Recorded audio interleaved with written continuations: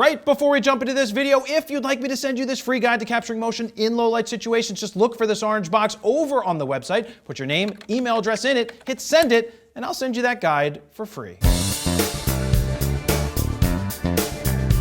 Jared Polin, FroKnowsPhoto.com, and this is a review of this bad boy right here that's called the Nikon Z space FC. Now, I got to take this bad boy to Italy. Buongiorno. That's right, I was in Verona, Italy, where my photo book is being printed, and then after that, I went to Venice, and Steven had the best idea ever, right, Steven? Yep. Yeah, he's like, why don't you take this to Italy with you and do a review of it? And that is exactly what I did. Now, this is a very interesting camera because it's meant to look like a vintage FM2 style Nikon film camera, but give you all the modern bells and whistles of continuous autofocus, eye tracking for animals and humans, as well as give you video features for vlogging. And that's why I like to say that this camera kind of has an identity crisis, because it doesn't know whether it wants to be for the older Nikon shooter who wants to go all vintage and play with dials, or be more of a fashion statement.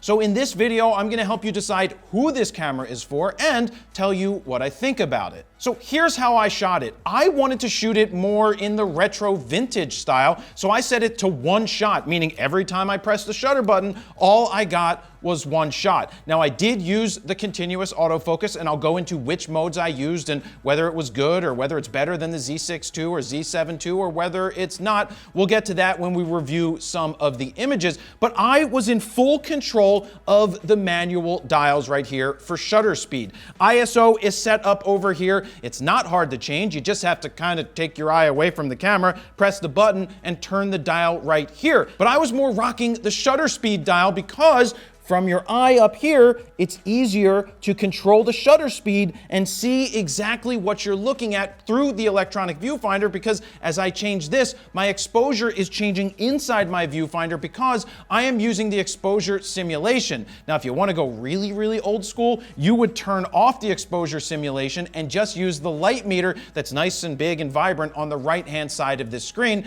and you'd still get some really nice results. So I don't want to go into every detailed spec of this camera because basically it's a Nikon Z50 in a new body. It's the same sensor, the same ISO, basically the same autofocus with some subtle tweaks that you can get. And I do want to say that the Nikon Z50 is one of my favorite crop sensor cameras ever. I just love the feel of that in the hands. It has an awesome grip that you just grab onto. The body is super light and super slim. It takes all of the Z mount glass, and it's a fantastic camera. I get fantastic results with that, which should mean that I would get fantastic results with this, and I did. I love the results that I got. I mean, let's take a look at this first picture right here. I just love that I was in Verona sitting down for lunch, and right here I looked up and I saw the awesome colors of the buildings. And I'm like, well, I need to shoot that. And the files look fantastic, even using the kit lens. This is the 16-50 kit lens. It's the only lens I had for this camera that I could take right now because we've sent all of our other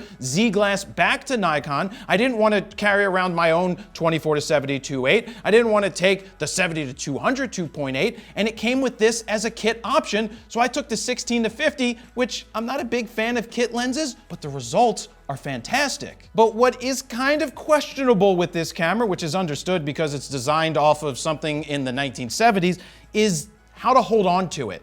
It is not the easiest thing to hold on to. It's kind of a little slippery. It doesn't feel as plasticky as I expected, though a lot of people have said that they would have liked to have seen the plastic be actual metal, but maybe that would just drive the price up quite a bit. It doesn't feel as cheap as I thought it was going to feel, but it does feel not really good in the hands. It is not easy to hold on to. It feels like something that you're going to drop. I wish they put something on the front of it that you could grip it, but they are also selling an accessory grip, but not in the United States, that you pop on the bottom that allows you to have a grip to hold on to, which would make this more of a joy to shoot with because it kind of feels like it's something I'm going to drop. It also has a button, a function button right up here in the front that I kept accidentally hitting because I was just trying to grip onto the camera. Now that's not that big of a deal. I could deactivate that button if I wanted to, but I just kept hitting it, and by default it was set to white balance, but it didn't really mess me up when I was shooting. Now one of the things that differentiates this from the Z50 is that it has a flip out rotatable screen.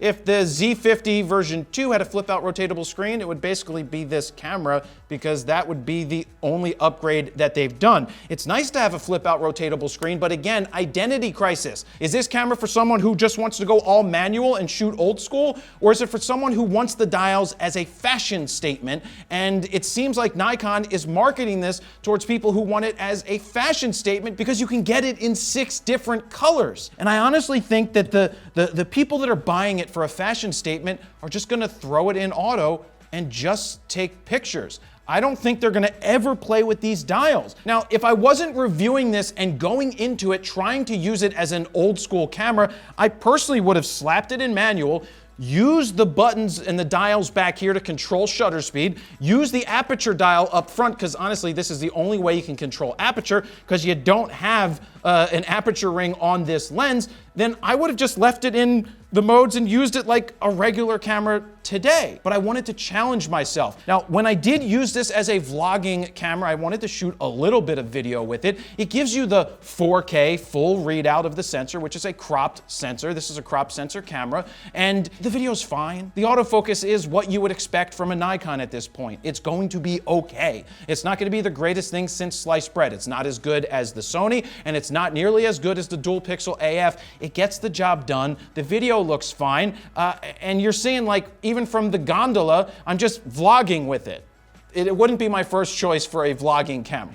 Let me jump in here real quick because I want to show you this photo right here, edited using FroPak 3, starting with Almost Famous. Now, Almost Famous gives this kind of a film look. Then since we're in Italy, we might as well throw Capone in there. Capone looks great. Then we've got Gotham for People. That gives it a very unique look. And then we've got Zoolander down here, which actually looks pretty good on the street. But I do want to go back to FroPak 1 because I want to show you what Waffle House looks like. Waffle House looks great. Silver Tide's going to give you this black and white, but has a silver sheen to it. And finally, Kensington is an awesome film-looking black and white out on the street. I absolutely love the way that looks here. So if you're looking to speed up your RAW workflow or give yourself a great starting point, we created 15 all-new custom Lightroom presets that you can check out right now at FroKnowsPhoto.com/FroPak3. While you're over there, you can play with the sliders to see the befores and the afters. If you decide to pick them up right now, they are on sale. Or if you want to grab FroPak 1, 2, and 3 as a bundle, you can do that and save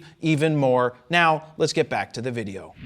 Let's jump into a few more pictures. This picture right here was at one of these gardens in Verona. We went on, like, and I say we, my buddy Josh was there visiting. He met me there so we could just go around and take pictures, which was awesome because we went on these long 3.5, 4 hour walks trying to take pictures of different things, and that was a lot of fun. And we came upon this one garden area, and it was kind of a challenge to use the kit lens. It's a challenge because I'm not gonna get a lot of depth of field separation because the 16 to 50 is a 3.5 to 6.3 aperture lens, so just about everything's going to be in focus no matter what you do. But look at the picture. It's all about the composition in this case. It doesn't matter if you have the best gear in the world or the most basic gear in the world. If your composition isn't good and you don't know your exposures and you don't understand the exposure triangle, then it doesn't matter and you're not going to get great results. But I'm happy with this shot. The tones, the colors, the clarity that we got out of this lens, I'm really happy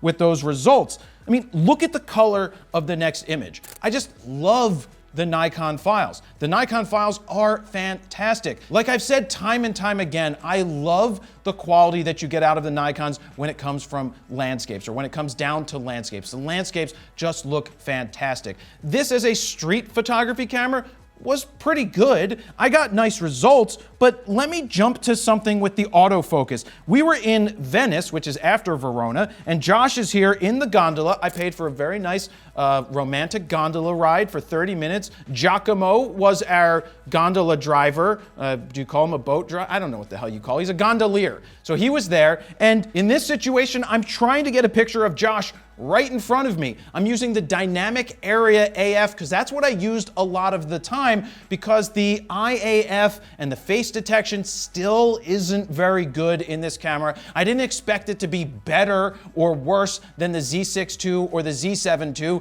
It is what we've expected from Nikon. That is still the shortfall and the downfall of the Nikon system when it comes to the eye tracking and the face detect. It's just not that accurate compared to the Sonys and the Canons, and I have to point that out, and I've got samples to prove that. But before I show you those samples, with this picture of Josh with the dynamic area AF, I'm using that because I think that's going to give me the best opportunity to get the pictures that I want, to get the focus that I need, because the other way wasn't working. Right here, you can see that the main center dot is right on Josh, the little square, except it was back focused, and it was back focused on the next one. So it just missed in that situation. Did I miss a lot throughout the entire testing of this camera? And the answer is no. No, it did very well with the dynamic area AF, and a lot of that has to do with shooting at 3.5 or 6.3 and not shooting at 1.2 or 1.8 or 2.8. It gave me a little bit more leeway, but the camera did a really good job in those situations. Now, to bring up the IAF and the lock-on tracking, here we have Josh right in front of me. Yes, he's in a shadow area, but every other camera system would do a fantastic job in this case. And you could see it's just bouncing all around. And then it finds him, and then it locks on, and then it tracks, and that's good, that's what you want it to do, but it's not consistent time and time again. The same thing with Giacomo, the gondolier driver, the gondola driver. He's in pretty good light, and you just see the red boxes bouncing all the way around. And that's why I stayed in dynamic area AF basically the whole time, because I knew that I could move my focusing points and get what I wanted in that particular mode. Jumping back to Verona, which is an hour-and-a-half train ride from Venice, by the way, we have overlooking the city of Verona. You basically go up a bunch of stairs, it's on top of a mountain, it's pretty cool, and you get an awesome cityscape. Now, on the way up, all the way up, is that like a Drake song? I don't know anything about Drizzy. There was this girl just sitting here reading a book, and I didn't want to interrupt or honestly be seen shooting because it's street photography. So I switched into silent mode. And this is where silent mode comes in handy because I didn't want her hearing me taking a couple of pictures. So I switched to silent, composed the way that I wanted, took a couple of pictures, and then moved on. That's the thing with street photography. You just need to take the pictures and you need to move on. You don't really want to be seen because you don't want to talk to someone and be like, yeah, I'm not taking pictures of you. Here's a secret, Steven, I'm going to tell everybody a secret. This is a quick tip. One of the best things that you could ever do when it comes to street photography, when you're trying to, I like to say, steal someone's picture out there, is like, you look through the camera and you get the picture that you want. But if you see that someone kind of notices you, then you like look at the buttons and the dials and you look and you point past something and you look up into the sky and you look over there. You never make eye contact with them because then they think, oh, you're shooting something else.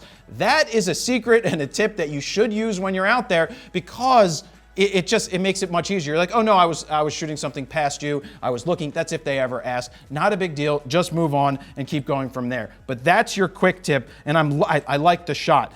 I did it again at the top of the hill overlooking the city. Right here, we had this girl right here. I didn't really see the other person's knee sticking out on the left-hand side. Ideally, I wouldn't like to have that there, but I also didn't want to be seen shooting. I was still in silent, composed on the left-hand side, locked in on her. She looks great. The tones, the colors are awesome. The range of, the dynamic range is great. We've got details in the sky. The city looks good coming down on sundown. The tones, and like I said, the clarity, everything about the images, I'm in love with the photos. I shot raw and I edited in Lightroom. Switching over to the next shot, this is the clean shot of Verona that I could get. There was a crane in some images. The crane was in the way, so I wanted to make sure that the crane wasn't there to do these landscapes. And I'm just really happy with what I was able to do with the raw file. And honestly, with one click of Skittles from FroPack 1, this thing looks incredible. It's amazing where it went from with a flat, plain image,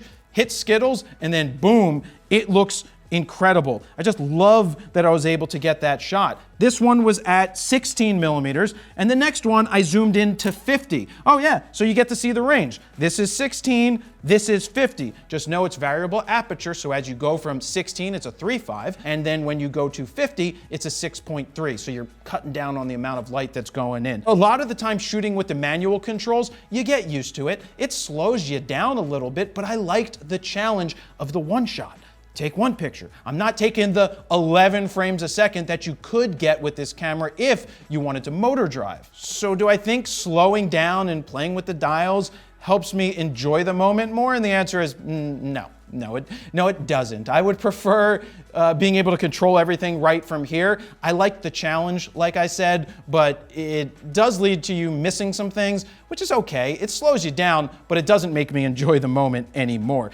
Now, when we got down to the bottom of the hill, I wanted to get a street level city shot. And right here, I went with a slower shutter speed because I wanted to try and get some movement in the water that was running through to get it to just ghost out just a little bit. I love the colors, I love the tones, I love the landscape at 1/15 of a second. Ideally, if I had a variable neutral density filter, which Josh had, and I had him try to hold it in front of my lens, it didn't exactly work because this camera doesn't have image stabilization built into the body. So you don't have image stabilization that way, which kind of sucks. You do have it built, you have VR built into the lens, and it works out pretty good, but it's better when you could have a combination of both.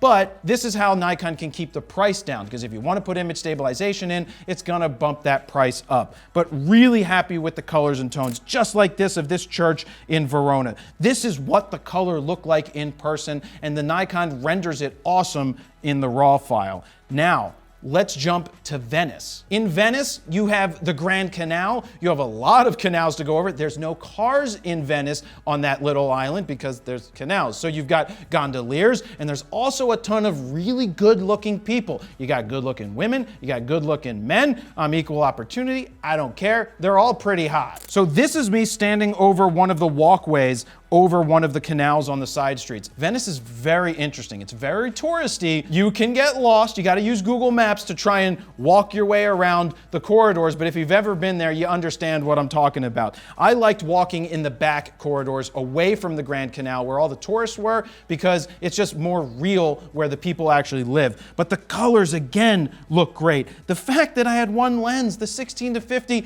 I'll be honest with you, I did take the Sony A1 with me, and I'm more happy with the results that I got from the Z FC. The reason is I kind of used it more often, but also I was locked into using just one lens, whereas with the Sony, I had multiple lenses. I had the 12 to 24, the 35 1.2, the 50 1.2, and I was switching around. I got good results with it, but I'm more happy with these pictures because I used this longer. Love that shot. Let me jump in here real quick and say, would you like to build your very own online portfolio? If so, use what I use. I use Squarespace because it's easy, it's simple, you don't need to know coding, and you can have a site up in like 30 minutes. To get your 14-day free trial, head on over to squarespace.com/FroKnowsPhoto. If you decide it's for you, use the code FroKnowsPhoto at checkout to get 10% off your first order. Now, let's get back to the video. The next shot is something that you need to do to be more creative as a street photographer, and that's slow that shutter speed down. We happened upon this guy who was playing Imagine, and I went with a slower shutter speed of 1/4 of a second because I wanted people to blur as they went by. Now, to handhold at 1/4 of a second, a quarter of a second, is not easy. If I didn't have the VR in the lens at the very least, he would have been more blurry. In this one, he's not fully tack sharp, but I'm okay with it because I actually love that you can see that his hand is strumming the guitar, and that's blurring a little bit, and I think that this is a fantastic shot. If I had the image stabilization in the body, that wouldn't have helped him stay still. So always remember that. It just helps with counteracting your movement. So that's a cool shot. The next one, we're up there on the bridge. You can see just another one with people going by. I really love the tones that we pulled out of the black and the white. This was using Kensington from FroPack 1. I actually used a lot of the presets from the FroPacks to edit these because it was just honestly easier and they looked really good. So that's a cool one. And of course you need to ride a gondola. You need to take a gondola when you're in Venice. You honestly don't need to take the gondola. It's very expensive, but it's a business write-off. It's a write-off. The write-off people take care of it. That's who does it. How is it a write-off? They just write it off. But I really wanted to get some video from the gondola as well as get photos of the gondolier. So Josh and I took the ride. I will say there was another gondola that crossed us in our paths, and it had 2 ladies in it, and you can hear me in the video say, this is what I said. Oh, hi ladies. We should trade. Yeah, so if you didn't hear that perfectly, it was like, do you want to trade? I was offering to trade Josh for one of the ladies. Why not? It's an even trade. 2 ladies, 2 guys, trade, unless they weren't into that, which I didn't think of that at the time. Well, whatever. It didn't work out. We didn't trade. But with the kit lens, look at what you see. You kind of see everything in focus in the background. That's just what happens when you shoot wider and you're using a kit lens. Ideally, if I was using the A1 or even this camera with a faster piece of glass, you know, like a 1.8, I would try to isolate the subject while still showing that it's Venice. You don't want to lose that it's Venice at the end of the day. A tighter shot zoomed in. What was I at with this one? We were at 42 millimeters for this. The tones look great. Really happy with the results. I had to ride this dial on top of the camera a lot. I had to ride it a lot to change it because I wasn't changing it with the back button. Now, this camera's interesting because you have full stops up front. You go from an 1/8 to a 15th, a 30, 60, 125, 250, and if you want to get to 1/3 of a stop, you have to turn the dial and it clicks in at 1/3 of a stop. So how do you change it? That's where you have to use this back dial, and that's how you change the shutter speed. That's much easier to do, but I wanted to make it hard on myself, and that's why I used that top dial. But look at this shot. I love it, and the focus is right on. The focus is fine with that dynamic area AF. I just felt that that was gonna give me the best results. That's why I used that over struggling with the lock-on tracking, which wasn't very good, as we know. Awesome black and white between these 2 buildings here in the gondola, so you can see where you are. You know it's authentic. I just love the results that we pulled from that. Another shot with Giacomo out in the Grand Canal. I like that you can see everything's in focus, but ideally it's nicer when you can separate someone from the background, but really happy with these results. I don't mind if I see noise and grain. I don't care. I never did care. The ZFC and the Z50 create fantastic results, and my favorite shot of the entire bunch is this last shot right here over the Grand Canal. I walked up just a little bit on the Grand Canal steps to get the shot, framing the boat, the water taxi bottom right, the water taxi right here, more in the middle. You don't actually see any tourists. The colors are awesome in this. The raw file was fantastic. No one's gonna look at this and be like, you used a ZFC. No one's gonna look at it and say, you used an A1, because it doesn't matter if you get the shot. It's not the gear that you use, it's the fundamentals that you know, and that you were able to use the tool that you had. And that's what I was able to do right here, and I'm super happy with those results. So how much is this camera? Well, let me take a look at my notes. $956.95 for body only. The way that you see it right here with the kit is $1,096.95, so a little bit more. You got to spend an extra $200 if you want the color options. I don't think that's worth it, to be honest with you, but I'm happy with the results that I got. Now, there are 2 tests that I want to talk about before we get to my final thoughts, and that's the wind tunnel test and the sniff test. Let's start with the wind tunnel test today. No, it doesn't pass the wind tunnel test. I'm sorry, Nikon, it's the old school style. It's more blocky, it just blocks the wind, but maybe if you wanted it to block the wind, it would win the test. No, it failed. Failed the wind tunnel test. Sniff test? Caprese salad. My favorite, tomatoes, mozzarella, aged vinegar, and olive oil. So good. That is the best smell ever. So like I said, this camera has an identity crisis. It's not sure if it's for a photographer who wants to use vintagey dials, or is it for the person that's more of a hipster or a fashionista who wants to have a fashion item in their hands and never use these dials. The quality of the results that you get from this camera are not in question at all. I'm really happy with the results that I got with this camera, even with the kit lens. Love it. We know the autofocus is kind of lacking. That's why I use the dynamic area AF more than not. Do I think Nikon will sell a bunch of these? And the answer is yeah, probably. I think that the fashion statement part of it does shine through because it is a really cool looking camera, but you're paying for the dials. Are you going to use them? Are you not going to use them? I personally probably wouldn't be buying this. I still love the Z50. I would buy the Z50, but if you do want to vlog, the benefit of this camera over the Z50 is the fact that the screen does flip out. The Z52 with a flip out screen would be one of my favorite crop sensor cameras ever. Now, I know I didn't go all in on all of the specs from this camera. That's because it's basically the same as the Z50 with the slight little tweaks that I talked about. Now, before you decide to stop watching this video, just know at the very end, there's a slideshow that shows a lot more images than the 20 that I showed during this video because I got a lot of really good shots and I want to share them with all of you. But it's a very nice offering from Nikon. It's nice to see them being creative. Will it pay off? I don't know. What do you guys think? Let me know down below. Jared, Polin, FroKnowsPhoto.com. See ya.